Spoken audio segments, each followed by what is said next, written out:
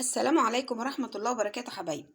أختكم هناء بتمسي عليكم. بصوا يا قلبي النهاردة بتبقى أنا عذرة أي أم لما بتقف في المطبخ كده عشان تعمل أكل الأولاد، والله حيرة كل يوم. عملت إيه؟ عجنت نص كيلو دقيق، نص كيلو دقيق بالظبط، عملوا لي 5 ترغيفة عيش بالصدق. تمام.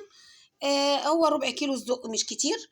عملت له خلطة الطماطم، طماطمايه نية مع بصلاية مع إذا كان فلفل، إذا كان إيه، حسب ما أنت تحبي. عايزة تحطي زيتون، عايزة تحطي، أنا ما حطيتش غير بصلاية وطماطمايه. سويتهم، خمرتهم وعملتهم. وبعدين ده بقى إيه، كان عندي 3 بدنجانات، نص كيلو يعتبر أو كيلو إلا ربع بدنجان. عاملاه بطريقة إيه بقى التشويحة. يعني إيه التشويحة؟ البدنجانة كبيرة وطويلة هي حلوة، لو قطعتهم هيستهلكوا مني زيت كتير. زي ما هي كده بتحطي ما يعني زي ربع كوباية زيت صغننة، وتحطيها في الطاسة وتغطيها، وكل شوية تقلبيها كده لما يعرق. هو بيستوى ايه. بصوا ما شاء الله، الله اكبر. الطبق ده لوحده يتاكل لوحده. عملت لهم شوية بطاطس محمرين مع برضو كام قرن فلفل كده حراقين للي عايز ياكل.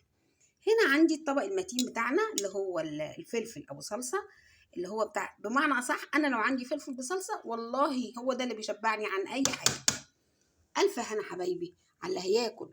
بص يا حبايبي، هي انا عارفه ان كل ست محتاره، ولكن اصل احنا هياكلوا، آه، حبه الصدق دول مع نص كيلو دقيق كلفوني 100 جنيه.